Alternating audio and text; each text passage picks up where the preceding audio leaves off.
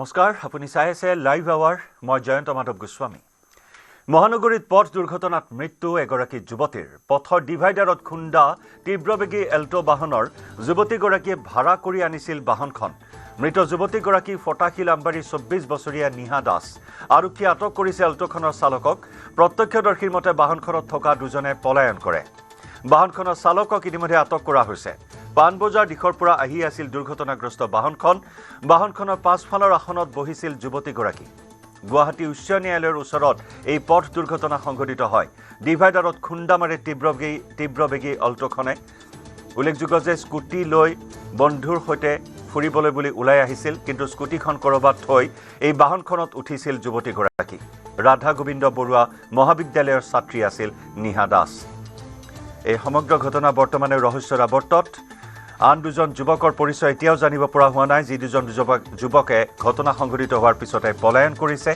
বাহনখনৰ চালকক ইতিমধ্যে আটক কৰা হৈছে গুৱাহাটী উচ্চ ন্যায়ালয়ৰ সমীপত ডিভাইডাৰত তীব্ৰ জোৰে খুন্দা মৰাত এই দুৰ্ঘটনা সংঘটিত হয় প্ৰাণ হেৰুৱাই নিহা দাস নামৰ যুৱতীগৰাকীয়ে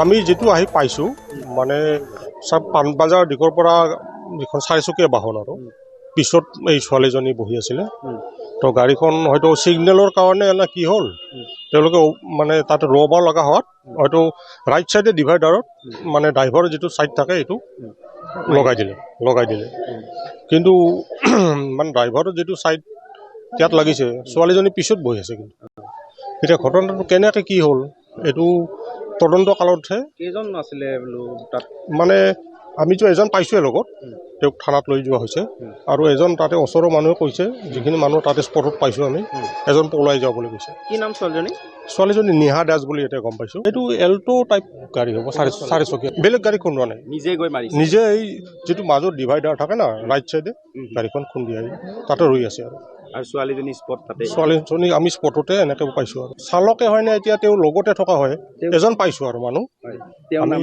তেওঁৰ নামটো গম পোৱা নাই জানিব তেওঁ মানে আমি সোধপোছ কৰোঁতে একো কোৱা নাই তেওঁ অলপ অবাক হৈ আছে মানে কিবা ড্ৰিংকিং কৰিছিলে এইটো আমি টেষ্ট কৰিলেহে গম পোৱা যাব তেওঁক অলৰেডি থানাত লৈ যোৱা হৈছে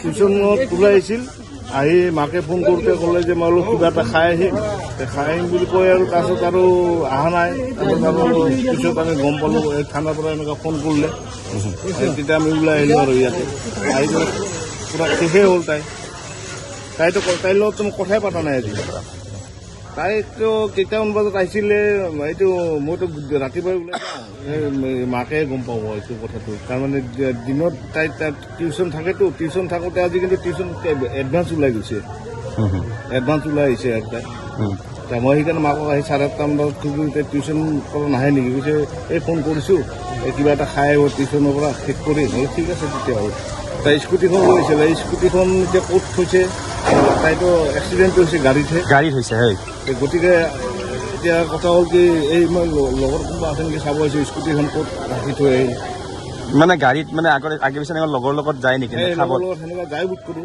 হয় সেনেকুৱা যাই বুট কৰোঁ এনেইতো ৰাতি বেছি বাহিৰত নাথাকে আজি ধৰক এতিয়া নিশা নহয় এনেকুৱা তাই ধৰক 10টা 10:30 তাইত বাজেই গতিকে আৰু ইমান ভাবিব লগা নাছিল আৰু আমাৰ মানে ডিগ্ৰী ফাইনেল এই 2026ত তাই ক্লিয়াৰ হ'লে হয় আৰু ৰিজাল্ট দিবই আৰু 2 দিন কোন কলেজত পঢ়ে তাই পঢ়ে আমাৰ RG বৰুৱা ৰাধা তাইৰ লগত কোন আছে এইটো গম নাপাওঁ ঘৰত স্থানীয় প্ৰত্যক্ষদৰ্শীয়ে জনোৱা মতে মানে দুজন যুৱক আৰু আছিলে পলায়ন কৰিছে এজন ড্ৰাইভাৰ ধৰিছে এনেকুৱা আমি গম এনেকুৱা হ'ব পাৰে তাইৰ বন্ধু বান্ধৱ বেছি এই বন্ধু বান্ধৱী গতিকে আৰু বন্ধু বান্ধৱীবিলাক এতিয়া কলেজৰ বন্ধু বান্ধৱী নে স্কুলৰ বন্ধু বান্ধৱী সেইটো মই ইমান ক'ব নোৱাৰিম জেনেৰেলি এই উজান বজাৰৰ এইটো চাইডত খাব আহে এই হোটেল চোটেলবিলাক যে তাতে খাব আহে টিউশ্যন তাই কৰেই সতীৰ্থ সাংবাদিক প্ৰিয়ব্ৰত গগৈৰ সৈতে আমি পোনপটীয়া সম্প্ৰচাৰত সংযুক্ত হৈছোঁ প্ৰিয়ব্ৰত চাবলৈ গ'লে গোটেই বিষয়টোৱে যেন এটা গভীৰ ৰহস্য আছে পিছফালৰ আসনত বহা যুৱতীগৰাকীয়ে প্ৰাণ হেৰুৱালে অথচ আন দুজন বন্ধুৱে ঘটনাস্থলীৰ পৰা পলায়ন কৰিলে চালকক আটক কৰা হৈছে চালকৰ কিবা আঘাত আছে নেকি সমগ্ৰ ঘটনা সন্দৰ্ভত হেউটি আৰু কি তথ্য লাভ কৰিছে হয় প্ৰাঞ্জল, নিশা সংঘটিত হোৱা এই ভয়াৱহ দুৰ্ঘটনাটোৱে সঁচাকৈ বহু আচলতে সন্দেহ বৰ্তমান সময়ত প্ৰকাশ কৰিছে। কাৰণ যিগৰাকী যুৱতী ইতিমধ্যে মৃত্যু হৈছে, কেৱল গাড়ীখনত মহিলা বা যুৱতী হিচাপে তেওঁৱেই আছিল, আৰু তাৰ পাছত যিকেইজন আচলতে যুৱক আছিল তাৰে 3জন বৰ্তমান সময়ত পলাতক বুলি জানিব পৰা গৈছে, আৰু 4 নম্বৰজন যিজন যুৱক আছিল সেইজন যুৱকক আটক কৰিছে। গতিকে বাকী কেইজন আচলতে কিয় পলায়ন কৰিলে, তেওঁলোক কেনেধৰণৰ কামৰ বাবে ওলাই আহিছিল বা কলৈ গৈছিল, তেওঁলোকৰ কোনো ধৰণৰ ভুল আছিল নেকি গোটেই ঘটনাটোৰ সৈতে, যাৰ বাবে তেওঁলোকে সেই স্থানৰ পৰা পলায়ন কৰিলে, এই কথা বতৰাসমূহে কিন্তু নিশ্চয়কৈ সন্দেহৰ প্ৰকাশ ঘটিছে। আৰু আচলতে সাধাৰণ জনতাৰ মনত বা আৰক্ষীৰ মনত নিশ্চয়কৈ সন্দেহৰ অৱকাশ আহিছে। গতিকে আমি পিছফালে যদি দেখুৱাওঁ তেন্তে মোৰ পাছফালে গাড়ীখন দেখিবলৈ পাৰিছে দৰ্শকসকলে যে কেনেধৰণৰ এটা ভয়ংকৰ পৰিস্থিতিৰ সন্মুখীন হৈছে বা কেনেধৰণৰ এটা ভয়ংকৰ ৰূপ ধাৰণ কৰিছে গাড়ীখনে। সম্পূৰ্ণ বাওঁফালটো একেবাৰে ধ্বংস হৈ যোৱা দেখিবলৈ পোৱা গৈছে। সন্মুখৰ পৰা যদি শেষলৈকে চায় তেন্তে দুয়োখন দৰ্জা ইতিমধ্যে সম্পূৰ্ণৰূপে ক্ষতিগ্ৰস্ত হৈছে। সমান্তৰালভাৱে ইঞ্জিনৰ এটা বৃহৎ অংশ ক্ষতিগ্ৰস্ত হোৱা দেখিবলৈ পোৱা গৈছে। গতিকে এই গাড়ীখনৰ পৰিস্থিতিটো দেখি, গাড়ীখনৰ অৱস্থাটো দেখিয়েই সহজে অনুমেয় যে কিমান এটা ভয়ংকৰ হ'ব পাৰে গোটেই ঘটনাটো, বা দুৰ্ঘটনাটো কেনেধৰণে আচলতে ভয়ংকৰ হ'ব পাৰে, গোটেই কথাখিনি সহজে অনুমেয়। আৰু সমান্তৰালভাৱে গাড়ীৰ যি আচলতে অংশসমূহ থাকে, বিভিন্ন আচলতে স্থানত থকা অংশসমূহ এনেধৰণে বৰ্তমান সময়ত খহি পৰা দেখিবলৈ পোৱা গৈছে, বা গাড়ীৰ পৰা সংলগ্ন হৈ নাথাকি এৰি পৰা দেখিবলৈ পোৱা গৈছে বৰ্তমান সময়ত। গতিকে নিশা সংঘটিত হোৱা দুৰ্ঘটনাটো যে এক প্ৰকাৰে অতি ভয়াৱহ আছিল, অতি ভয়ংকৰ আছিল, সেই কথা প্ৰায় স্পষ্ট হৈ পৰিছে। আৰু আমি গাড়ীখন দেখুৱাবলৈ যত্ন কৰিম। এই গাড়ীখনেই আচলতে AS01 LC 8910 নম্বৰৰ গাড়ীখনে ফটাখিল আমবাৰীৰ পৰা 4জন যুৱক আৰু এই যুৱতীগৰাকীয়ে লৈ আহিছিল। কিন্তু 4জন যুৱক আৰু যুৱতীগৰাকীৰ ভিতৰত কোনোজন গাড়ীখনৰ মালিক নাছিল বা স্বত্বাধিকাৰী নাছিল, কোনো বন্ধুৱেকৰ গাড়ী আছিল, আৰু বন্ধুৱেকৰ গাড়ীখন আচলতে অনুগ্ৰহ কৰি তেওঁলোকে লৈ অহা বুলি জানিব পৰা গৈছে, যাৰ পাছতে এই ভয়াৱহ দুৰ্ঘটনাটো সংঘটিত হ'ল। দুৰ্ঘটনাটো সংঘটিত হোৱাৰ পাছত যুৱতীগৰাকী ইতিমধ্যে মৃত্যু হৈছে। আৰু সমান্তৰালভাৱে যোৱাকালি দিনটোতেই আন এজন যুৱকক আটক কৰিছে আৰক্ষীয়ে, যিজন যুৱক আচলতে চালকৰ আসনত আছিল, বা যিজনে দুৰ্ঘটনা সংঘটিত হোৱাৰ সময়ত বাহনখন চলাই আছিল বুলি সন্দেহ প্ৰকাশ কৰিছে বা জানিব পৰা গৈছে। আৰু আনহাতে যদি চাওঁ তেন্তে আন কেইজন যুৱক আমি নাম উল্লেখ কৰিবলৈ এই মুহূৰ্তত চেষ্টা কৰিম, আৰু গোটেইকেইজনৰ নাম যিহেতু ইতিমধ্যে আহি পৰিছে গতিকে তেওঁলোকৰ নামসমূহ আমি উল্লেখ কৰিবলৈ যত্ন কৰিম। যে কায়ম সৈয়দ নামৰ যিজন আচলতে যুৱক আছিল, সেই যুৱকজনে গাড়ীখন চলাই আছিল বুলি ইতিমধ্যে জানিব পৰা গৈছে বা তেখেতক আটক কৰা হৈছে। আনফালে যদি চাওঁ পাৰবিন, চনী, অক্ষয়, উমৰ, সৈয়দ আৰু নিহা, এই 5জন আচলতে ব্যক্তি আছিল গাড়ীখনত। এই 5জন ব্যক্তিৰ ভিতৰত বৰ্তমান সময়ত এজনৰ নিহা দাসৰ ইতিমধ্যে মৃত্যু হৈছে। কায়ম সৈয়দক ইতিমধ্যে আৰক্ষীয়ে গ্ৰেপ্তাৰ কৰিছে বা আটক কৰি ৰাখিছে। আনহাতে যদি চাওঁ তেন্তে পাৰ্বন, চনী, অক্ষয় আৰু উমৰ সৈয়দ 3জন ব্যক্তি ইতিমধ্যে পলাতক হৈছে, বা ঘটনা সংঘটিত হোৱা স্থানৰ পৰাই তেওঁলোক আচলতে আঁতৰি গৈছে, বা আৰক্ষী উপস্থিত হোৱা স্থানৰ পৰাই তেওঁলোকে আঁতৰি যোৱা বুলি ইতিমধ্যে জানিব পৰা গৈছে। গতিকে তেওঁলোকে কিয় আঁতৰি গৈছে বা কেনেধৰণৰ কামৰ বাবে তেওঁলোক আহিছিল, বহুতে বৰ্তমান সময়ত কৈছে যে কোনো পাৰ্টি কৰিবৰ বাবে ভৰলুমুখলৈ গৈছিল বা ভৰলুমুখৰ বাবে অভিমুখে ৰাওনা হৈছিল, সেই পথতে আচলতে দুৰ্ঘটনাগ্ৰস্ত হৈছে। কিন্তু কিমান সত্য সেই কথা, বা কেনেধৰণৰ কামৰ বাবে তেওঁলোকে ভৰলুমুখলৈ গৈছিল, সেই কথা বতৰাসমূহে বৰ্তমান সময়ত অতি ৰহস্যঘন হৈ উঠিছে গোটেই কথা বতৰাবোৰ।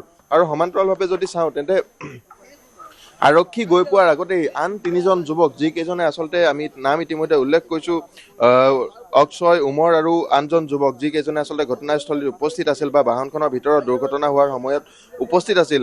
গতিকে দুৰ্ঘটনা সংঘটিত হোৱাৰ পিছত আঘাতপ্ৰাপ্ত যুৱতীগৰাকীৰ চিকিৎসাৰ দিহা কৰিবলৈ যি সময়ত প্ৰয়োজন আছিল তাকে নকৰি পলায়ন কৰিলে বন্ধুকেইজনে।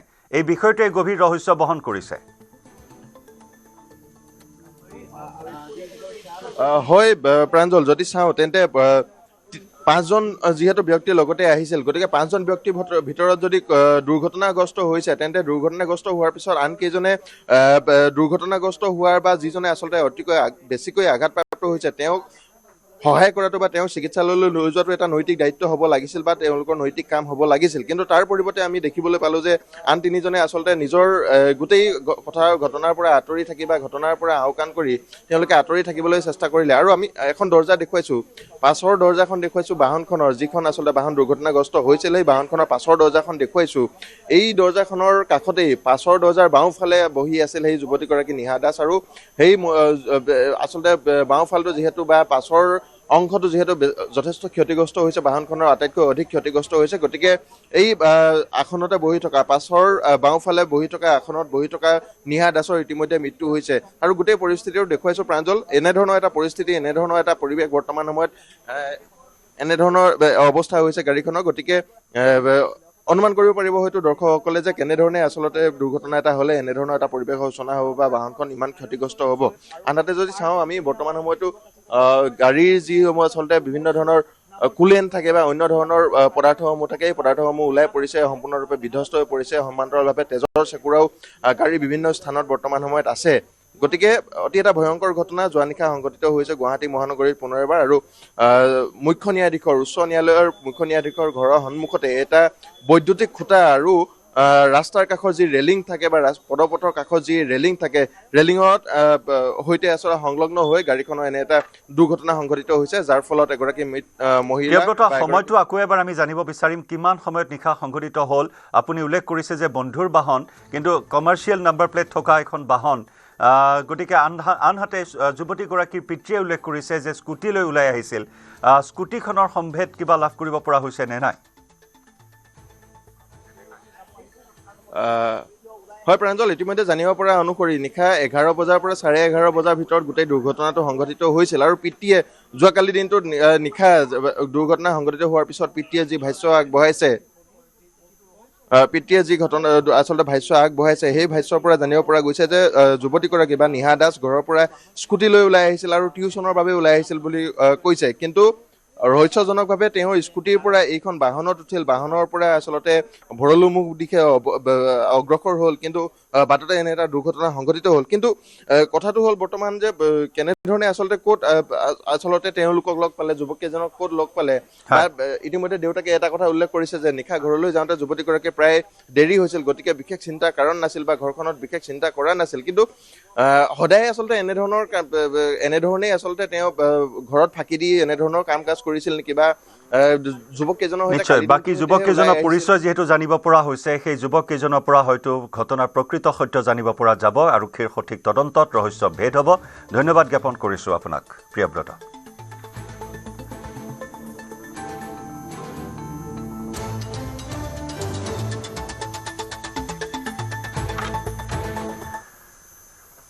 ইফালে মহানগৰীৰ নুনমাটিতো সংঘটিত হৈছে হিট এণ্ড ৰানৰ ঘটনা। স্কুটি চালকক খুন্দা 4-চকীয়া বাহনৰ। নুনমাটিৰ ছেক্টৰ 3 সন্মুখত এই ঘটনা সংঘটিত হৈছে। ঘটনা সংঘটিত কৰিয়েই পলায়ন কৰে বাহনসহ চালকে। দুৰ্ঘটনাত গুৰুতৰভাৱে আহত স্কুটি আৰোহীজন। নুনমাটিৰ ছেক্টৰ 3ত এই দুৰ্ঘটনা সংঘটিত হৈছে। হিট এণ্ড ৰানৰ ঘটনা। এখন তীব্ৰবেগী বাহনে খুন্দিয়াই থৈ যায় এজন স্কুটি আৰোহীক। স্কুটি আৰোহীজনৰ পৰিচয় অৱশ্যে এতিয়াও জানিব পৰা হোৱা নাই।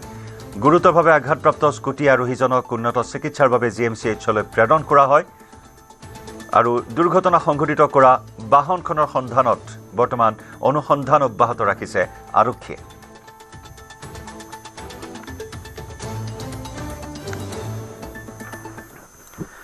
মাজনিশা নাৰেংগী চন্দ্ৰপুৰ পথৰ আমগাঁৱত এক উত্তপ্ত পৰিস্থিতি। ডাম্পাৰৰ পৰা বোকা পানী ঘাইপথটোত পেলাই যোৱাত নিশা সংঘটিত হয় 11টাতকৈও অধিক পথ দুৰ্ঘটনা। এই পথ দুৰ্ঘটনাত বহু মটৰ চাইকেল, স্কুটি আৰোহী গুৰুতৰভাৱে আহত হয়। ইয়াৰ পিছত স্থানীয় ৰাইজে ৰাজপথলৈ ওলাই আহি এক উত্তপ্ত পৰিস্থিতিৰ সৃষ্টি কৰে। উত্তেজিত ৰাইজে ডাম্পাৰসমূহ ঘাইপথত ৰখাই পানী খাইটি আৰক্ষীক খবৰ দিয়ে। আৰক্ষী ঘটনাস্থলীত উপস্থিত হোৱাত ৰাইজে পথৰ পৰা বোকা পানী আঁতৰ কৰিবলৈ দাবী জনায়। আৰক্ষীয়ে ঘাইপথটোত যান বাহন চলাচল বন্ধ কৰি 2খন JCBৰে পথৰ বোকা পানী চাফ চিকুণ কৰে। উল্লেখযোগ্য যে বিগত এবছৰ ধৰি শিলসাঁকোৰ পৰা মাটি খান্দি ডাম্পাৰেৰে পানী খাটিলৈ আনি জলাশয় পুতি আছে বুলি ৰাইজে অভিযোগ উত্থাপন কৰে। তদুপৰি এই দুষ্ট চক্ৰটোৱে RSSৰ নাম লৈ অবৈধভাৱে ডাম্পাৰেৰে মাটি সৰবৰাহ কৰি আছে বুলিও ৰাইজে অভিযোগ আনে। আৰক্ষীৰ সৈতে গোপন বুজাবুজি কৰি ৰাইজৰ জীৱন সম্পত্তিক লৈ লৰা ধেমালি কৰি ডাম্পাৰেৰে মাটি সৰবৰাহ কৰি আছে বুলি ৰাইজে অভিযোগ উত্থাপন কৰে। পানীখাটিত পেলাই আছে মাটিটো আনি কিনে। পানীত ক'ত পেলাই আছে? পানীখাটিৰ ক'ত ক'ব নোৱাৰোঁ, কিন্তু পানীখাটিত পেলাই আছে বুলি জানো। গোটেই ৰাস্তা বৰবাদ কৰি দিছে। আজি এইখিনিত পেলাই কেনে মাটি পেলাই আপোনাৰ গোটেই 5খনৰ ওপৰত গাড়ী এক্সিডেণ্ট হ'লে বহুত মানুহ মেডিকেলত আছে এতিয়া। সেইটোৱে আৰু তেওঁলোকে চাই চিতি আনিব লাগে যেন কাৰো একো ক্ষতি নহওক তেনেকুৱা কৰি। চব বোকা পানী, গোটেই বোকা হৈ গৈছে। এতিয়া চাফা কৰি আছে যদিও এতিয়া পানী পৰিলে আকৌ বহুত শ্লিপ হৈ আছে। এতিয়া এক্সিডেণ্ট হোৱাৰ চান্সটো বহুত আছে। মই বামহাটৰ পৰা সোঁহাতে আহিছোঁ এই বোকা ৰাস্তাত। তাৰপিছত পুলিচ কেইটা ৰাতি কি কৰিব থাকে মই বুজি নাপাওঁ। তাৰমানে অকল হেলমেট কেইটা চেক কৰোঁতে পুলিচৰ শেষ নে আমাৰ এই ৰাস্তাটো সদায় এই অৱস্থা কৰি আছে। পুলিচে ৰাতি দেখা নাপায়। এইবোৰ এই ডাম্পাৰবিলাকৰ যে বোকা আনি পেলাই গোটেই ৰাস্তাটো অসুবিধা কৰি পেলালে, গোটেই ৰাস্তাটো পলিউশ্যন কৰি দিলে। এইটো কথা হ'ল নে বাৰু? ডাম্পাৰৰ কাৰণেতো ৰাস্তাটো নহয়, ঠিকাদাৰকেইটাৰ কাৰণেতো হেৰিটো ৰাস্তাটো নহয়, জনসাধাৰণৰ কাৰণেহে ৰাস্তাটো। জনসাধাৰণ যদি যাতায়াত কৰিব নোৱাৰে বামহাটৰ জেগাত সোঁহাতে আহিব লাগে বোকাৰ কাৰণে এই খৰালি ৰাস্তাত, ইয়াত আমি থাকিলোঁ কিয় গুৱাহাটীত? ইয়াতো আমি থকাৰ কোনো অৰ্থ নাই না। সোঁহাতে যাব, আমি বামহাতে যাব লাগে ৰাস্তাৰ সোঁহাতে আহিছোঁ ছিগনেল দি পেলাই। আমাৰ মৃত্যুৰ ভয় আছে। আমি অফ ছাইডে আহিছোঁ ৰাস্তাত, আমি ট্ৰেফিক আইন উলংঘনো কৰিছোঁ। পুলিচে আমাক এতিয়া নধৰিব, ছিগনেল দি বামহাতে আহিছোঁ। কিয় আহিছোঁ? চৰকাৰী কাম কৰা আমি কোনো হস্তক্ষেপ নকৰোঁ। চৰকাৰে কৰি থাকক, যি কৰিব লাগে চৰকাৰে কৰক। কিন্তু কথাটো হ'ল কি, আমাৰ ৰাইজৰ মানে অলপ বিপদ হ'ব নালাগে। আমি সেইটো বিচাৰিছোঁ, ৰাইজক কোনো দুখ হ'ব নালাগে। সেইখিনি বস্তু মই কৈছোঁ আৰু সেইখিনি অলপ আমাৰ প্ৰশাসনে চালেও ভাল হয়।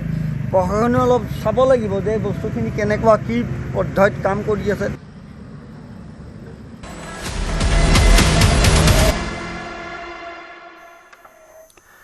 হাইলাকান্দিত আজি দ্বিতীয় দিনাও অব্যাহত প্ৰশাসনৰ উচ্ছেদ অভিযান চলা অঞ্চলৰ সকলো বিদ্যালয় বন্ধ ঘোষণা প্ৰশাসনৰ।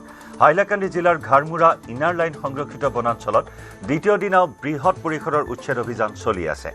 সোমবাৰে সংৰক্ষিত বনাঞ্চলৰ দামচেৰা এলেকাৰ 5, 6 আৰু 7 নম্বৰ ছেক্টৰত উচ্ছেদ অভিযান চলোৱাৰ পিছত আজি পুৱাৰে পৰা 1, 2, 3 আৰু 4 নম্বৰ ছেক্টৰত উচ্ছেদ অভিযান চলি আছে। জিলা প্ৰশাসন আৰু বন বিভাগৰ যৌথ উদ্যোগত চলি থকা এই অভিযানত দ্বিতীয় দিনাও উচ্ছেদ অভিযান অব্যাহত আছে। জাননী লাভ কৰাৰ পিছতে টালি টোপোলা বান্ধি বেদখল কৰা ভূমি এৰিছে বেদখলকাৰীয়ে। ইপিনে উচ্ছেদ চলা দামচেৰা আৰু সংলগ্ন এলেকাৰ সকলো চৰকাৰী আৰু ব্যক্তিগত শিক্ষা প্ৰতিষ্ঠান বন্ধ ঘোষণা কৰা হৈছে।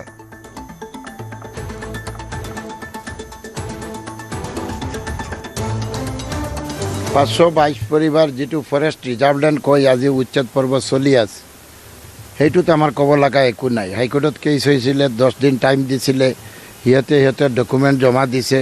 চৰকাৰে এইটো মানা নাই। আজি কালি 2 দিন উচ্ছেদ কৰি আছে। যোৱাকালিও আমি তাতে গৈছিলোঁ। আপোনালোকে দেখিছে এইটো আমাৰ Assam Mizoram inner line border area. এই এৰিয়াত মানুহবিলাক পাহাৰৰ কাম কৰি আছিলে। তাতে বিভিন্ন ধৰ্মাৱলম্বীৰ মানুহ আছে, হিন্দু আছে, মুছলিম আছে, খ্ৰীষ্টান আছে, ৰিয়াং আছে। কিন্তু চাই আমাৰ চৰকাৰখনে ইছলাম ধৰ্মাৱলম্বী মুছলিম মানুহক আজি উচ্ছেদ কৰিছে। তাৰ পাছতো আইনৰ কাম আইনে কৰিছে। আমি আইনৰ বাধা দিয়া নাই, আমাৰ মানুহে আইনক বাধা দিয়া নাই। কিন্তু এতিয়া আমাৰ কথা হৈছে ভাৰতীয় নাগৰিক, গোটেই 100% মানুহবিলাক ভাৰতীয়। যদি এটা বাংলাদেশী পাই গুলিয়াই মাৰি দিয়ক, আমাৰ একো ক'ব লগা নাই। আৰু ভাৰতীয় নাগৰিক হ'লে লেণ্ডলেছ মানুহবিলাকক আমাৰ চৰকাৰখনে লেণ্ড দিব লাগিব। আমাৰ ইয়াত বহুত খালী লেণ্ড আছে। কাটিচলা চাৰ্কেলৰ আণ্ডাৰত বহুত খালী চৰকাৰী লেণ্ড আছে। এই লেণ্ডত প্ৰত্যেক ফেমিলিক 1 বিঘা 2 বিঘা কৰি যিমান দিয়ে চৰকাৰখনে দিব লাগিব। আমাৰ সতীৰ্থ সাংবাদিক ৰাহুল চক্ৰৱৰ্তীৰ সৈতে সংযুক্ত হৈছোঁ। ৰাহুল, আজি দ্বিতীয় দিনৰ উচ্ছেদ অভিযান কেনেদৰে আগবাঢ়িছে? উচ্ছেদ অভিযান আজি কিমান পৰিয়াল উচ্ছেদ কৰাৰ লক্ষ্য লৈছে প্ৰশাসনে? হয় জয়ন্ত, যোৱাকালিৰ পৰা আৰম্ভ হোৱা এই বৰাক উপত্যকাৰ আজিলৈকে সৰ্ববৃহৎ অভিযানত যোৱাকালি এই যি দামচাৰ এলেকা আছে তাত 7টা ছেক্টৰ ভাগ কৰিছিলে প্ৰশাসনে। ইয়াৰ ভিতৰত 4, 5 আৰু 5, 6 আৰু 7 নম্বৰ ছেক্টৰৰ প্ৰায় 300 পৰিয়াল যোৱাকালি উচ্ছেদ কৰা হৈছে আৰু আজি বাকী যি 4টা ছেক্টৰৰ পৰিয়ালসমূহ আছে এইকেইটা উচ্ছেদ চলোৱা আৰম্ভ হৈছে। আৰু বন বিভাগে জনাইছে যদি ইয়াৰ পিছতো 2এটা পৰিয়াল বা এই যি তামোল খেতি কলৰ খেতি আছে এইবোৰ থাকি যায় সেইবোৰ কালি উচ্ছেদ কৰা হ'ব। আৰু ইতিমধ্যে হাইলাকান্দি জিলা প্ৰশাসনে এটা গুৰুত্বপূৰ্ণ সিদ্ধান্ত লৈছে যে এই দামচেৰা আৰু তাৰ যি নিকটৱৰ্তী অঞ্চল আছে য'ত এই বুলডোজাৰ বা এই মেচিনাৰীবোৰ চলি আছে, গাড়ী চলাচল কৰি আছে, তাতে যিসমূহ বিদ্যালয় আছে একদম প্ৰাইমাৰীৰ পৰা কলেজলৈকে গোটেই চৰকাৰী বেচৰকাৰী গোটেই বন্ধ ঘোষণা দিয়া হৈছে। আজিৰ পৰা আগামী জাননী দিয়ালৈকে এই বিদ্যালয়সমূহ বন্ধ থাকিব। জয়ন্ত, ৰাহুল, যেহেতু জাননী দিয়া হৈছিল উচ্ছেদৰ বাবে, সেই জাননী লাভ কৰাৰ পিছত একাংশই ঘৰ দুৱাৰ এৰি যোৱা পৰিলক্ষিত হৈছিল টালি টোপোলা বান্ধি। তাত যিসমূহ 522টা পৰিয়ালৰ কথা আপুনি উল্লেখ কৰিছিল, বৰ্তমান কিমান পৰিয়ালে এতিয়া বসতি স্থাপন কৰি আছে যি স্থান এতিয়াও এৰি দিয়া নাই? যোৱা 2 মাহ আগতে এই জাননী প্ৰদান কৰা হৈছিল। ইয়াৰ পিছতে ইয়াৰে 29টা পৰিয়ালে হাইকোৰ্টত এটা পিটিশ্যন দাখিল কৰিছিল। এই পিটিশ্যনত তেওঁলোকে তেওঁলোকৰ হাতত ডকুমেণ্ট আছে বুলি উল্লেখ কৰিছিলে। ইয়াৰ পিছতে হাইকোৰ্টে তেওঁলোকক 10 দিনৰ সময়সীমা বান্ধি দিছিলে এই ডকুমেণ্ট ছাবমিট কৰাৰ কাৰণে। পিছতে তেওঁলোকে জিলা প্ৰশাসনৰ যি ডকুমেণ্ট দিছিল এইটো সেই পুৰণি ডকুমেণ্টকেইটাই আকৌ দিয়া তেওঁলোকৰ পৰা দিয়া হৈছিল। ইয়াৰ পিছত জিলা প্ৰশাসনে আৰু এই তেওঁলোকৰ যি ৰিকুৱেষ্টটো মানা নাই আৰু উচ্ছেদ আৰম্ভ কৰে। আৰু যোৱা 2 মাহৰ ভিতৰত এই 522ৰ ভিতৰত কমপক্ষে 500টা পৰিয়াল এই গোটেই এলেকা এৰি অন্যত পলায়ন কৰে। আৰু বৰ্তমানে 21ৰ পৰা 22টা পৰিয়াল কেৱল মাত্ৰ তাতে বসতি স্থাপন কৰি আছে। জয়ন্ত, ধন্যবাদ ৰাহুল।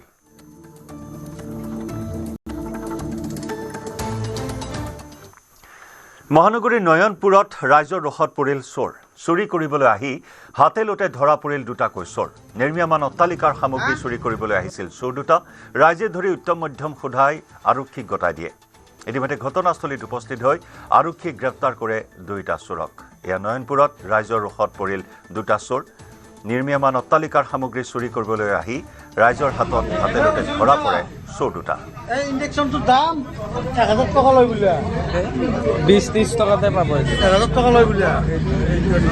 হা আমাক কে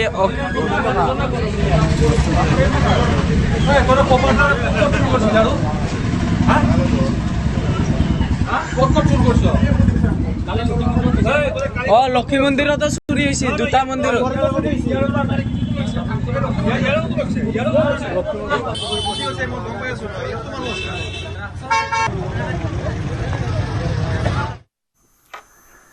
আগন্তুক নিৰ্বাচনক লৈ দিল্লীত বিজেপিৰ বৈঠক। কেন্দ্ৰীয় নেতৃত্বৰ উপস্থিতিত ৰাজ্যিক বিজেপিৰ বৈঠক। সভাপতি দিলীপ শইকীয়াৰ বাসভৱনত এই বৈঠক। প্ৰাৰ্থিত্ব মিত্ৰ দলেৰে আসনৰ বুজাবুজিক লৈ আলোচনা কৰা হয় এই বৈঠকত। বৈঠকত উপস্থিত থাকে ৰাজ্যিক সভাপতি দিলীপ শইকীয়া, কেন্দ্ৰীয় মন্ত্ৰী সৰ্বানন্দ সোণোৱাল, কেন্দ্ৰীয় মন্ত্ৰী পবিত্ৰ মাৰ্ঘেৰিটা, বিজেপিৰ ৰাষ্ট্ৰীয় সাধাৰণ সম্পাদক BL সন্তোষেও অংশগ্ৰহণ কৰে।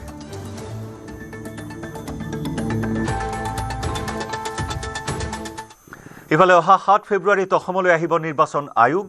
দুদিনীয়াকৈ অসম ভ্ৰমণলৈ আহিব নিৰ্বাচন আয়োগ। 7-8 ফেব্ৰুৱাৰীত অসমত থাকিব নিৰ্বাচন আয়োগ। শাসক বিৰোধী ৰাজনৈতিক দলৰ নেতৃত্বৰে বহিব বৈঠকত। অসম চৰকাৰৰ সৈতে আলোচনা কৰিব নিৰ্বাচন আয়োগে। সময়তকৈ 10 দিন আগুৱাব অসম বিধানসভাৰ নিৰ্বাচন। 2021 নিৰ্বাচনতকৈ 8-10 দিন পূৰ্বে ঘোষণা হ'ব নিৰ্বাচনী সূচী। অসম ভ্ৰমণ সামৰি দিল্লীলৈ গৈ ঘোষণা কৰিব নিৰ্বাচনী সূচী। এটা নহ'লে 2টা পৰ্যায়তে নিৰ্বাচন অনুষ্ঠিত কৰাবলৈ আগ্ৰহী নিৰ্বাচন আয়োগ। পূৰ্বৰ দৰে অসমত নাই উগ্ৰপন্থী বা আন্দোলনৰ পৰিৱেশ। অশান্তময় পৰিৱেশৰ সলনি এতিয়া শান্তিপূৰ্ণ অসম। শান্তিপূৰ্ণ অসমত নিৰ্বাচন পাতিবলৈ মুঠেই চিন্তিত নহয় নিৰ্বাচন আয়োগ। প্ৰয়োজন সাপেক্ষে এটা পৰ্যায়তে নিৰ্বাচন পাতিবলৈও আগ্ৰহী নিৰ্বাচন আয়োগ। অসমতকৈ পশ্চিমবংগত পৰিৱেশক লৈ চিন্তিত নিৰ্বাচন আয়োগ।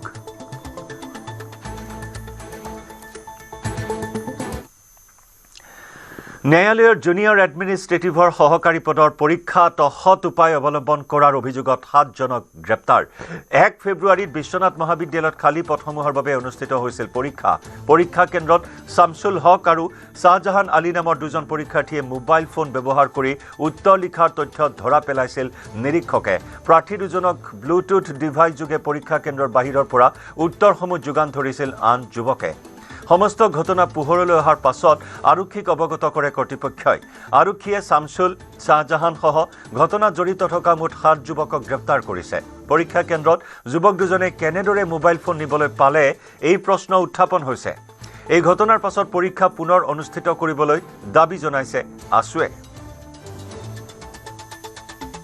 এই পৰীক্ষাত আমি গম পাইছো যে কেইজনমান দ্ৰুত ব্যক্তি মোবাইল সহ ধৰা পৰিছে ইমান কটকটীয়া নিৰাপত্তাৰক্ষীৰ বেষ্টনীৰ মাজেদি য'ত মোজালৈকে আচলতে চেক কৰা হয় এনেধৰণৰ এটা পৰীক্ষাৰ তেওঁলোক কেনেধৰণে মোবাইল লৈ পেলাই যাব পাৰিলে আৰু এতিয়া বাকী ছাত্ৰ ছাত্ৰী আচলতে শংকিত হৈছে কাৰণ ইমান নিৰাপত্তাত থকাৰ পিছত যদি ইমান এটা গুৰুত্বপূৰ্ণ বিভাগৰ পৰীক্ষাত যদি এনেধৰণে সহজভাৱে মোবাইল লৈ পেলাই তেওঁলোকে তাত পৰীক্ষাত অংশগ্ৰহণ কৰিব পাৰিছে আচলতে এই কথা আমি মানিব নোৱাৰো আৰু ছাত্ৰ ছাত্ৰী এই ক্ষেত্ৰত শংকিত হৈছে এই ক্ষেত্ৰত জিলা প্ৰশাসন বিশ্বনাথ জিলা প্ৰশাসনে গুৰুত্ব আৰোপ কৰি পেলাই সেইকেইজন মানে যিকেইজনে এনেকে অসৎ কৰ্ম লিপ্ত হৈছে তেখেতসকলক শাস্তিৰ ব্যৱস্থা কৰিব লাগে আৰু ছাত্ৰ ছাত্ৰীসকলক অনাগত দিনত যাতে পৰীক্ষাটো যে সম্পূৰ্ণ নিকা ভাৱমূৰ্তিৰে হৈছে সেই কথাটো আশ্বস্ত কৰিব লাগে বাক্সাৰ খৈৰাণীত বন্য হস্তীৰ সন্ত্ৰাস বনৰীয়া হাতীৰ আক্ৰমণত দুজনকৈ লোকৰ মৃত্যু আজি পুৱা প্ৰায় 5:30 সংঘটিত হয় এই ঘটনাটো নিহত লোক দুজন ক্ৰমে গোবিন্দ মিজাৰ আৰু সটেঙনি মাইলি বনৰীয়া হাতীৰ আক্ৰমণত গোবিন্দ মিজাৰ ঠিতাতে মৃত্যু হোৱাৰ লগতে সটেঙনি মাইলি নামৰ মহিলাগৰাকী গুৰুতৰভাৱে আহত হৈছিল সংকটজনক অৱস্থাত হাস্পতালত ভৰ্তি কৰোৱা হৈছিল যদিও মৃত্যু হয় মহিলাগৰাকীৰ উল্লেখযোগ্য যে বাক্সা জিলাৰ সীমান্ত অঞ্চলৰ পাগলাদিয়া নৈপৰীয়া ভিন্ন অঞ্চলত প্ৰায়ে বনৰীয়া হাতীৰ আক্ৰমণৰ বলি হৈ আহিছে এই অঞ্চলসমূহৰ ৰাইজ কিছুদিন পূৰ্বে বনৰীয়া হাতীৰ আক্ৰমণত জ্যোৎস্না বৰ্মন নামৰ কিশোৰী এগৰাকী নিহত হৈছিল বন বিভাগো ব্যৰ্থ হৈছে বনৰীয়া হাতীৰ ত্ৰাস নিয়ন্ত্ৰণত ৰাতিপুৱা প্ৰায় 5টা বজাত নয়াবস্তি খৈৰাণীৰ এই বেলতলাত এটা হাতী ওলাই অকস্মাতে এই হাতীটোৱে আহি দীপক অধিকাৰীৰ ঘৰৰ নাংলাৰ মুখৰ বেৰা ভাঙে এই শব্দটো ভঙা ওচৰত দীপক অধিকাৰীৰ নাংলাৰ মুখৰ বেৰাখন ভঙা শব্দ শুনি তেওঁ চোতালত ওলাই চোৱাৰ লগে লগে হাতীটোৱে গোবিন্দ মিজাৰক দেখা পাই খেদি আহে লগ সুৰে ধৰি আনি তেওঁক শেষ অৱস্থালৈ পেলায়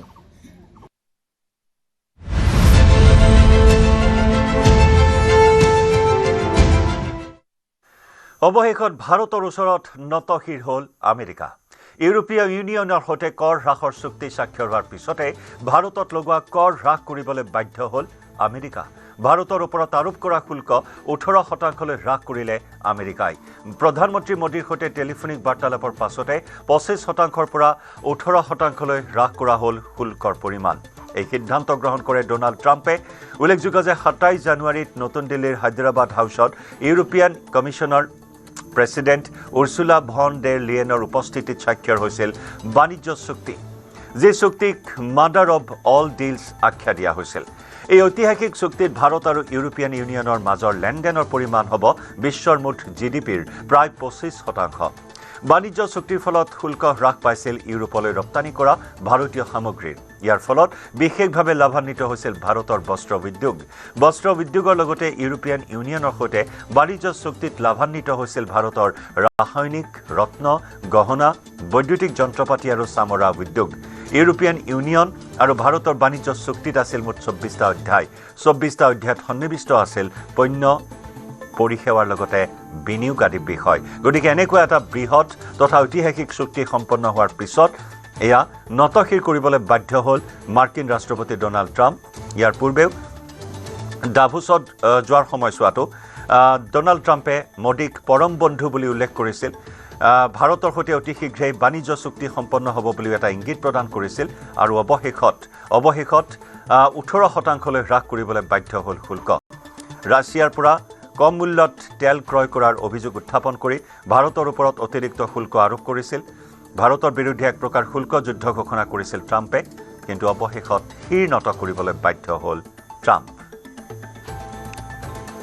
আৰু ইপিনে আমেৰিকাই ভাৰতৰ ওপৰত আৰোপ কৰা শুল্ক হ্ৰাস কৰাৰ সিদ্ধান্তৰ পিছতে প্ৰধানমন্ত্ৰী মোদীৰ এক্স পোষ্ট ডোনাল্ড ট্ৰাম্পক শুল্ক হ্ৰাস কৰাৰ বাবে প্ৰধানমন্ত্ৰী মোদীয়ে ধন্যবাদ জ্ঞাপন কৰে ট্ৰাম্পক ট্ৰাম্পে বিশ্ব শান্তিৰ বাবে বিশেষ পদক্ষেপ গ্ৰহণ কৰি আহিছে বুলি একযোগে মোদীৰ পোষ্ট ট্ৰাম্পে বিশ্ব শান্তিৰ বাবে লোৱা পদক্ষেপকো শলাগ লয় ভাৰতে পাৰস্পৰিক শুল্কৰ বাণিজ্যিক চুক্তিয়ে দুয়োখন দেশৰ সম্বন্ধ আৰু অধিক শক্তিশালী কৰিব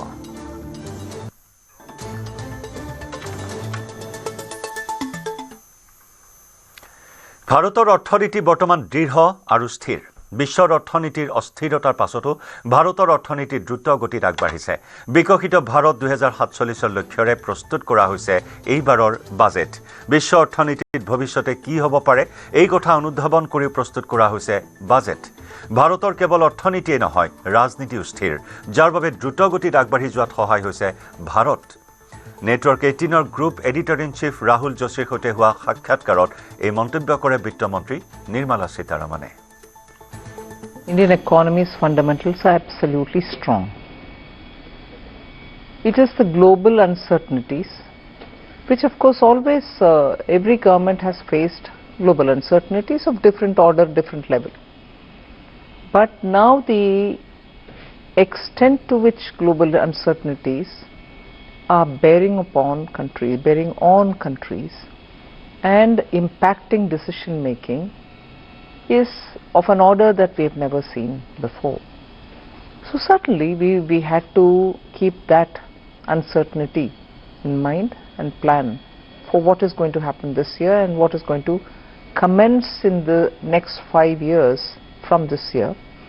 In that a new finance commission cycle starts. And above all, like the Honorable Prime Minister said, this is going to be the first budget in the second quarter of 21st century, which is up to 2050. Yes. In between, closer to 2050, is 2047 when Vikasit Bharat will have to be achieved. So, our direction, our goal are all set.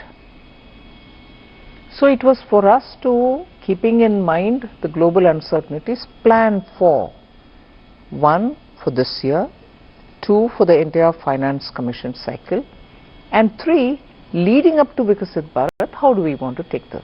And that is why,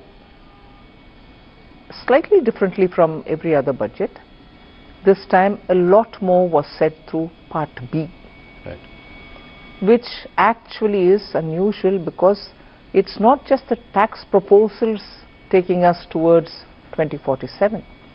It also shows how we want the administration to respond, whether it's tax administration largely or how the fiscal policy and other things are derived from it. Bharat আৰু চীনে বিশ্ব অৰ্থনীতিত একেলগে গুৰুত্বপূৰ্ণ ভূমিকা গ্ৰহণ কৰি আহিছে চীনৰ দৰে অৰ্থনৈতিক বিকাশৰ হাৰ দীৰ্ঘ সময়ৰ বাবে ভাৰতৰো আগবাঢ়িব এই ক্ষেত্ৰত বৰ্তমানৰ চৰকাৰে পদক্ষেপ গ্ৰহণ কৰিছে চীনৰ সৈতে থকা ব্যৱধান হ্ৰাসৰ বাবেও পৰিকল্পনা লোৱা হৈছে ইয়াৰ বাবে আমি অধিক পৰিশ্ৰম কৰিব লাগিব উৎপাদন বৃদ্ধি কৰিব লাগিব দেশত মানৱ সম্পদক লৈ কাম কৰিব লাগিব বুলি ক'লে কেন্দ্ৰীয় বিত্তমন্ত্ৰী নিৰ্মলা সীতাৰমণে How soon can we close the gap with China? It is the truth that China and India together contribute so much. That's a fact. For India to aspire to bridge the gap, yes, we have to work very hard. And there are sectors which will have to be given greater stimulus. Productivity gains will have to arise out of using technology. Our manpower should also get better deployed in the areas in which their skills lie. Yes, we have a lot of work to do, and we will have to do it. So, and that is where my trust and faith is. When the government is stable and when forward-looking policies are encouraged, we can still achieve it. We'll come to fund flows in a little while. An interesting thing that I noticed, World of Statistics says that China contributes 26% of GDP growth in the world, global GDP growth. India contributes 17%. Right, so overall put together we are 43%. US has done a mere 9.9%. Elon Musk had an observation here. He said that the balance of power is shifting. Would you agree with that? And how soon can we close the gap with China? It is the truth that China and India together contribute so much. That's a fact. For India to aspire to bridge the gap, yes, we have to work very hard. And there are sectors which will have to be given greater stimulus. Productivity gains will have to arise out of using technology. Our manpower should also get better deployed in the areas in which their skills lie. Yes, we have a lot of work to do, and we will have to do it. So, and that is where my trust and faith is. When the government is stable and when forward-looking policies are encouraged, we can still achieve. Rahul গান্ধীয়ে তথ্যক গুৰুত্ব প্ৰদান নকৰে। ভাৰতৰ অৰ্থনীতিক মৃত বুলি উল্লেখ কৰে ৰাহুল গান্ধীয়ে। বিৰোধী দলপতিৰ এনে মন্তব্য ভিত্তিহীন। তথ্যপূৰ্ণ মন্তব্য কৰা নেতাহে আমাক প্ৰয়োজন। দেশত ভাল বিৰোধী দলৰ প্ৰয়োজন হৈছে। ৰাহুল গান্ধীক উদ্দেশ্যি এই মন্তব্য বিত্তমন্ত্ৰী নিৰ্মলা সীতাৰমণৰ বিৰোধী দলসমূহে অধিক পৰিশ্ৰম কৰা উচিত বুলি মন্তব্য কৰে বিত্তমন্ত্ৰীগৰাকীয়ে। I think on the dead economy comment, I'm not referring to anybody else, but being in India, being in the parliament, being the leader of the opposition, hearing all the questions being asked during question hours, replies being given, written, standing up, ministers say, that one comment in his haste, voicing the comment made by somebody else from outside. You are a member of the parliament, you are a leader of the opposition. Are you saying you're living in a dead economy? That itself sort of pulls the carpet from under his feet. You need an opposition leader who speaks with data and with such heft that the government will have to answer you. Now, when you speak sometimes without any kind of basis, I want to respond to him, but what do I respond on? Yeah. You're speaking out of thin air. India deserves a better opposition party. I'm not commenting on individuals. The party should do a lot of homework to make its leaders speak responsibly in the House. মণিপুৰত চৰকাৰ গঠনৰ পথ প্ৰশস্ত। তৰুণ চুগক কেন্দ্ৰীয় পৰ্যবেক্ষক হিচাপে নিযুক্তি দিয়া হৈছে। বিধায়িনী দলৰ নেতা নিৰ্বাচনৰ বাবে তৰুণ চুগক পৰ্যবেক্ষক হিচাপে নিযুক্তি দিয়া হৈছে। বিজেপিৰ সংসদীয় বোৰ্ডে নিযুক্তি দিলে পৰ্যবেক্ষক। আজি বিয়লি 3 বজাত দিল্লীৰ বিজেপিৰ মুখ্য কাৰ্যালয়ত মণিপুৰৰ বিজেপি বিধায়িনী দলৰ বৈঠকৰ অন্তত সহযোগী দলৰে হ'ব আলোচনা।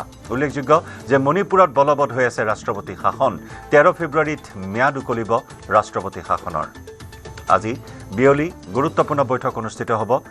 বিধায়িনী দলৰ নেতা নিৰ্বাচনৰ বাবে পৰ্যবেক্ষক নিযুক্তি দিয়া হৈছে, কাৰণ অহা 13 ফেব্ৰুৱাৰীত ম্যাদ উকলিব ৰাষ্ট্ৰপতি শাসনৰ।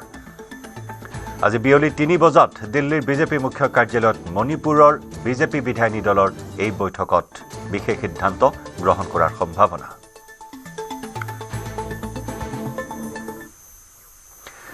আনুষ্ঠানিক মিত্ৰতাৰ পূৰ্বে আসনৰ বুজাবুজিক লৈ বিৰোধী দলসমূহৰ মাজত আৰম্ভ হৈছে অসন্তুষ্টি।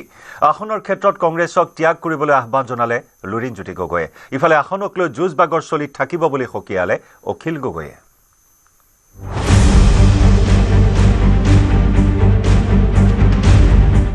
ৰাইজৰ দলক 11খন আসন, অসম জাতীয় পৰিষদক 8খন আসন দিবলৈ সন্মত কংগ্ৰেছ। কিন্তু এতিয়াও আঁতৰা নাই বিৰোধীৰ মিত্ৰতাৰ নামত থকা জটিলতা। অসম জাতীয় পৰিষদৰ সভাপতি লুৰিণজ্যোতি গগৈয়ে ক'লে, এসপ্তাহৰ ভিতৰত চূড়ান্ত হ'ব বিৰোধীৰ আসনৰ ভাগ বাটোৱাৰা। আসনৰ ক্ষেত্ৰত ত্যাগ কৰিব লাগিব কংগ্ৰেছে। নিজৰ স্থিতিৰ পৰা কিছু তললৈ নামিব লাগিব কংগ্ৰেছ। সংবাদমেলৰ পৰাই কংগ্ৰেছলৈ এক প্ৰকাৰৰ বাৰ্তা লুৰিণজ্যোতি গগৈৰ। চূড়ান্ত হোৱাৰ লগে লগে গোটেই বিষয়বোৰ আগবাঢ়িব। আমিও যোগাত্মক, আৰু ভাবোঁ যে কংগ্ৰেছ নেতৃত্ব এই ক্ষেত্ৰত যোগাত্মক, গতিকে তেওঁলোকেও হয়তো কিছু নিজৰ পজিশ্যনৰ পৰা অকণমান তললৈ নামিব লগা হ'ব, আমিও কিছু নামিম, সকলোৱে মিলাই আমি আগবাঢ়িব লাগিব, কাৰণ এইটো এটা ত্যাগৰ মানসিকতাৰে আমিও ত্যাগ কৰিম আৰু তেওঁলোকেও ত্যাগৰ মানসিকতাৰে আগবাঢ়িব, কাৰণ ত্যাগৰ মাজত মহানতা আছে। ত্যাগৰ যোগেদি আমি আমাৰ মূল লক্ষ্য যিহেতু বিজেপিক হৰুৱাব লাগে, তাৰ কাৰণে আমি সকলোৱে সেই চিন্তা চেতনাৰে আগবাঢ়িম। অখিল গগৈৰ মতে মিত্ৰতা হৈ গ'ল। কংগ্ৰেছে যদিও 15খন আসন এৰি দিয়া নাই, তথাপিও বৰ্তমান কংগ্ৰেছৰ লগত আছে অখিল গগৈ। কিন্তু আসনক লৈ যুঁজ বাগৰ চলি থাকিব বুলি স্পষ্ট কৰিলে ৰাইজৰ দলৰ সভাপতিগৰাকীয়ে। গৌৰৱ গগৈয়ে বিচাৰিছে অলপ কমকৈ আসন দিওঁ, আমি কৈছোঁ 15খন আসন লাগিবই, ইয়াকে লৈ যুঁজ বাগৰ চলিব বুলি উল্লেখ কৰিলে শিৱসাগৰৰ বিধায়ক অখিল গগৈয়ে। আমি ৰাইজৰ দলে মাত্ৰ 15খন আসন বিচাৰিছোঁ।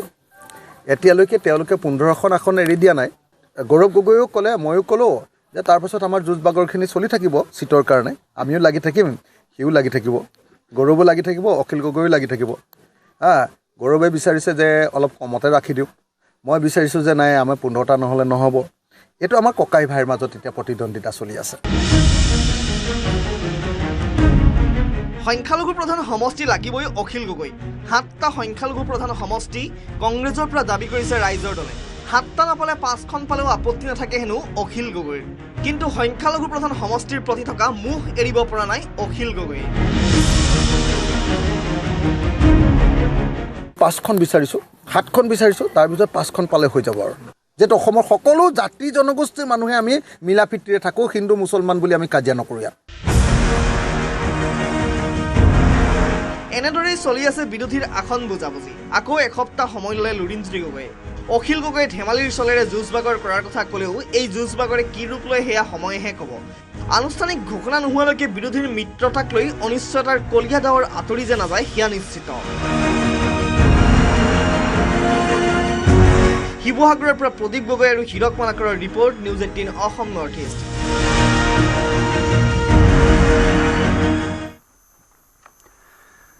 শ্ৰীমন্ত শংকৰদেৱ সংঘৰ অধিৱেশনলৈ মাজত মাথো 2টা দিন। জামুগুৰিহাটত ধলাই বিলৰ জ্যোতি বিষ্ণু সমন্বয় ক্ষেত্ৰৰ অধিৱেশনস্থলীত আৰম্ভ হৈছে স্বদেশী মেলা।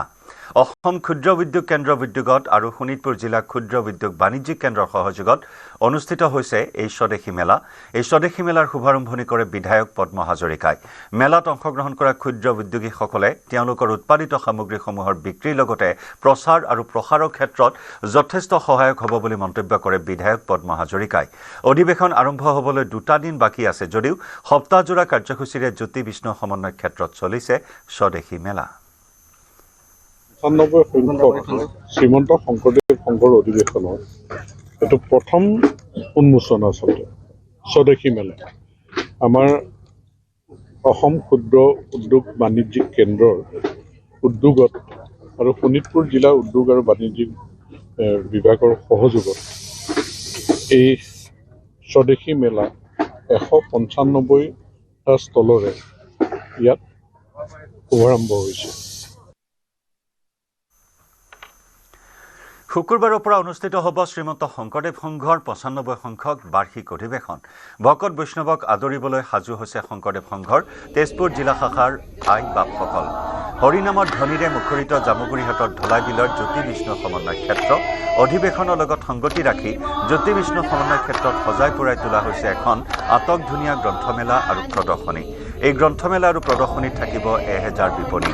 প্ৰদৰ্শনীত জিলিকি উঠিব শোণিতপুৰৰ ঐতিহ্য, জামুগুৰিহাটৰ বাৰে চহৰীয়া ভাওনা, চতিয়াৰ ঐতিহাসিক থানা, ঢেকিয়াজুলিৰ শ্বহীদ স্মাৰক, তেজপুৰৰ উষা অনিৰুদ্ধক কেন্দ্ৰ কৰি হৰিহৰৰ যুদ্ধ আদিয়ে ঠাই পাব এই প্ৰদৰ্শনীত।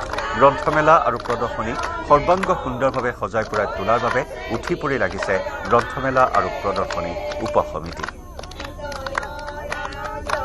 হয়, 6 ফেব্ৰুৱাৰীৰ পৰা অনুষ্ঠিত হ'ব শ্ৰীমন্ত শংকৰদেৱ সংঘৰ 95 সংখ্যক বাৰ্ষিক অধিৱেশন আৰু বাৰ্ষিক এই অধিৱেশনৰ লগত সংগতি ৰাখি আয়োজন কৰা হৈছে এখনি গ্ৰন্থমেলা আৰু প্ৰদৰ্শনী। আৰু এই গ্ৰন্থমেলা আৰু প্ৰদৰ্শনী বিনামূলীয়াকৈ আচলতে যিসকল ভকত আই মাতৃ আহিব তেওঁলোকে দৰ্শন কৰিব পাৰিব। আৰু ইতিমধ্যে প্ৰায় 1000তকৈ অধিক এই প্ৰদৰ্শনীৰ বাবে ষ্টল নিৰ্মাণ কৰা হৈছে আৰু মোৰ সহযোগীয়ে ইয়াত দৃশ্য দেখুৱাব আচলতে প্ৰদৰ্শনী ষ্টলসমূহৰ সমান্তৰালকৈ ইয়াত যি জামুগুৰি চতিয়া বা শোণিতপুৰৰ যিসমূহ ঐতিহ্য সেই ঐতিহ্যসমূহে ইয়াত ঠাই পাইছে আৰু সেইসমূহক ইয়াত উপস্থাপন কৰা হৈছে আৰু সেইসমূহৰ জৰিয়তে আচলতে শোণিতপুৰ জিলাৰ যি পুৰণি ঐতিহ্য সেইসমূহ ৰাইজৰ আগত তুলি ধৰা ইয়াত প্ৰয়াস কৰা হৈছে। ইয়াত চতিয়া থানাই হওক বা বাৰে চহৰীয়া যি ভাওনা সেই ভাওনাৰ যি এক আৰ্হিত এক আচলতে প্ৰদৰ্শনী ঠাই পাইছে আৰু এনেধৰণে শোণিতপুৰ জিলাৰ বিভিন্ন যিসমূহ প্ৰাচীন ঐতিহ্য আছে সেইসমূহক ইয়াত উপস্থাপন কৰাৰ চেষ্টা চলাইছে। ইয়াত আচলতে প্ৰদৰ্শনী আৰু গ্ৰন্থমেলা উপ সমিতিৰ সভাপতি আছে। মই আপোনাৰ কাষলৈ আহিছো, কেনেকুৱা ধৰণৰ প্ৰস্তুতি 6 তাৰিখৰ পৰা অনুষ্ঠিত হ'ব এই অধিৱেশন? কৃষ্ণ জয়গুৰু শংকৰ, আমাৰ শ্ৰীমন্ত শংকৰদেৱ সংঘৰ 95 সংখ্যক বাৰ্ষিক অধিৱেশনক কেন্দ্ৰ কৰি আপোনালোকে দেখিছে যে সমগ্ৰ আমাৰ অঞ্চলটোতে এটা উখল মাখল আধ্যাত্মিক পৰিৱেশৰ সৃষ্টি হৈছে। আমি প্ৰদৰ্শনী আৰু গ্ৰন্থমেলা উপ সমিতিৰ দায়িত্বত আছো। প্ৰদৰ্শনী আৰু গ্ৰন্থমেলা উপ সমিতিয়ে এইবাৰ 1000 ষ্টলৰ ব্যৱস্থা কৰিছে, যিটো এটা বৃহৎ এটা মানে প্ৰস্তুতি। আমি আমাৰ এই প্ৰদৰ্শনী আৰু গ্ৰন্থমেলাত আমি অসমৰ প্ৰায়বিলাক আগশাৰী গ্ৰন্থ বিপণীক আমি নিমন্ত্ৰণ জনাইছো আৰু ভালে সংখ্যক প্ৰায়বিলাক গ্ৰন্থ মানে বিপণীয়ে ইয়াত আহিবৰ কাৰণে ইতিমধ্যে সন্মতি প্ৰকাশ কৰিছে। তদুপৰি আমি ইয়াত অসমৰ বিভিন্ন আমাৰ বিশেষকৈ শোণিতপুৰ জিলাত যিহেতু এই অধিৱেশন ভাগ হৈছে, গতিকে শোণিতপুৰ জিলাত থকা যিবিলাক ঐতিহ্য, আজি তেজপুৰৰ উষা অনিৰুদ্ধক কেন্দ্ৰ কৰি হৰিহৰৰ যুদ্ধই হওক, ঢেকীয়াজুলিৰ সেই শ্বহীদ স্মাৰকেই হওক বা আমাৰ চতিয়া থানাত 42ৰ যি ঐতিহাসিক ঘটনা আছিল এই ঘটনাক প্ৰতিফলিত কৰিব পৰাকৈ চতিয়া থানাখনেই হওক বা ঐতিহ্যমণ্ডিত জামুগুৰি বাৰেচৰীয়া ভাওনা, এই ভাওনা গোটেই 21খন খলাৰে গোটেই বাৰেচৰীয়া ভাওনা মণ্ডপটোকে আমি ইয়াত এইবাৰ প্ৰদৰ্শন কৰিম। এইটো আপোনালোক য'ত আমি এতিয়া থিয় হৈ আছো। ধন্যবাদ জনাইছো। আৰু এই আছিলে প্ৰদৰ্শনী যি উপ সমিতি, এই উপ সমিতিৰ সভাপতি। আৰু এয়া দৃশ্য আমি দেখুৱাইছো, এনেধৰণে এয়া প্ৰদৰ্শনী আৰু গ্ৰন্থমেলাৰ কাৰণে এয়া সাজু কৰি তোলা হৈছে শ্ৰীমন্ত শংকৰদেৱ সংঘৰ অধিৱেশনস্থলী। জাগিৰোডত মানৱ সমাজক লজ্জানত কৰা এটা ঘটনা। মানসিক অসুস্থ মহিলাই প্ৰসৱ কৰে ৰাজপথৰ দাঁতিত। ইতিমধ্যেই মৃত্যু ঘটিছে সদ্যজাত কন্যা সন্তানটিৰ। অসুস্থ মাতৃগৰাকীৰো অৱস্থা সংকটজনক। জাগিৰোড থানাৰ সন্মুখত এই ঘটনা সংঘটিত হৈছে। এয়া মানৱ সমাজক লজ্জানত কৰা এটা ঘটনা। মানসিকভাৱে অসুস্থ এগৰাকী মহিলাই ৰাজপথৰ দাঁতিত প্ৰসৱ কৰে। ইতিমধ্যে মৃত্যু ঘটিছে সদ্যজাত কন্যা সন্তানটিৰ। ইফালে অসুস্থ মাতৃগৰাকীৰো অৱস্থা সংকটজনক। জাগিৰোড আৰক্ষী থানাৰ সন্মুখত এই ঘটনা সংঘটিত হৈছে। পোনপটীয়া সম্প্ৰচাৰত আমি সংযুক্ত হৈছোঁ আমাৰ সতীৰ্থ সাংবাদিক অজয় পালৰ সৈতে। অজয়, এক চূড়ান্ত অমানৱীয় ঘটনা, এক লজ্জাজনক ঘটনা এই মুহূৰ্তত সন্মুখলৈ আহিছে। এইগৰাকী মহিলাৰ স্বাস্থ্যৰ ক্ষেত্ৰত কিবা ব্যৱস্থা গ্ৰহণ কৰা হৈছে নে নাই? চিকিৎসাৰ ক্ষেত্ৰত কিবা ব্যৱস্থা গ্ৰহণ কৰিছে নে নাই আৰক্ষীয়ে? হয় জয়ন্তী চাওক, এই মুহূৰ্তত আপুনি কোৱা ধৰণে আচলতে মানৱ সমাজক লজ্জানত কৰা এক ঘটনা বুলিয়ে আচলতে ক'ব লাগিব, কিয়নো মানসিক ভাৱে অসুস্থ এগৰাকী মহিলা, আমি যদি ক'ব বিচাৰো যে মানসিক বিকাৰগ্ৰস্ত আচলতে মহিলাগৰাকী জাগিৰোডৰ বিভিন্ন অলিয়ে গলিয়ে দৈনিক ঘূৰি ফুৰে। তেওঁৰ মানসিক অৱস্থা খুবেই বেয়া, কিন্তু তেনেধৰণৰ এগৰাকী মহিলা কেনেধৰণে সন্তান সম্ভৱ হ'ল বা সন্তান জন্ম দিলে তাক লৈ যথেষ্ট প্ৰশ্নৰ এই মুহূৰ্তত অৱতাৰণা হৈছে। কিন্তু এটা কথা ক'ব লাগিব যে মানৱ সমাজত লজ্জানত কৰা ঘটনা আচলতে সঁচাকে ক'ব লাগিব যে এগৰাকী মানসিক অসুস্থ মহিলাই এনেধৰণে পদপথত আচলতে ৰাষ্ট্ৰীয় ঘাইপথৰ কাষতে বা জাগিৰোড থানাৰ সন্মুখত আচলতে যি পদপথ আছে সেই পদপথত সন্তান প্ৰসৱ কৰিবলগীয়া হৈছে বা কৰিছে। এই মুহূৰ্তত আমি সেই স্থানত উপস্থিত আছো যিটো স্থানত মহিলাগৰাকীয়ে বা সেই মাতৃগৰাকীয়ে সন্তান প্ৰসৱ কৰিছিলে। আৰু কিছু সময় পূৰ্বে আচলতে জাগিৰোডৰ যি মহাত্মা গান্ধী আদৰ্শ চিকিৎসালয়, সেই চিকিৎসালয়ত আচলতে আমি তেওঁলোকক প্ৰথমতে ফোন কৰি তেওঁলোকক অৱগত কৰিছো এই সমগ্ৰ ঘটনা। আৰু তাৰ পিছতে তেওঁলোকে আহি কিছু সময় পূৰ্বে এই স্থানৰ পৰা আচলতে মৃত কন্যা শিশুটিৰ সৈতে আচলতে মাতৃগৰাকীক তেওঁলোকে উদ্ধাৰ কৰি ইতিমধ্যে লৈ গৈছে। আৰু এটা কথা ক'ব লাগিব যে স্থানীয় লোকে আছে কিছু লোকে আচলতে নিশা 4 বজাৰ লৈকে আচলতে মহিলাগৰাকী এই স্থানত নাছিল বুলি কৈছে তেওঁলোকে প্ৰত্যক্ষদৰ্শীয়ে তেওঁলোকে যিহেতু এই স্থানত ঘূৰা ফুৰা কৰে প্ৰাতঃ ভ্ৰমণত তেওঁলোকে আহিছিলে আৰু সেই সময়ত মহিলাগৰাকী এই স্থানত দেখা পোৱা নাই বুলি কৈছিলে তাৰ পৰা এটা কথা অনুমান কৰিব পাৰি যে 4 বজাৰ পিছত আচলতে পুৱতি খুব পুৱাৰ ভাগত আচলতে সন্তান এই স্থানত প্ৰসৱ কৰিছে আমি এনেধৰণে পৰিৱেশ দি হৈছে এয়া হৈছে হাতজি ৰাষ্ট্ৰীয় ঘাইপথৰ দাঁতিত আৰু অজয় বৰ্মন আমি ধন্যবাদ জ্ঞাপন কৰিছো আপোনাক এই মুহূৰ্তত সময় হ'ল লাইভ আৱাৰৰ পৰা বিদায় লোৱাৰ নমস্কাৰ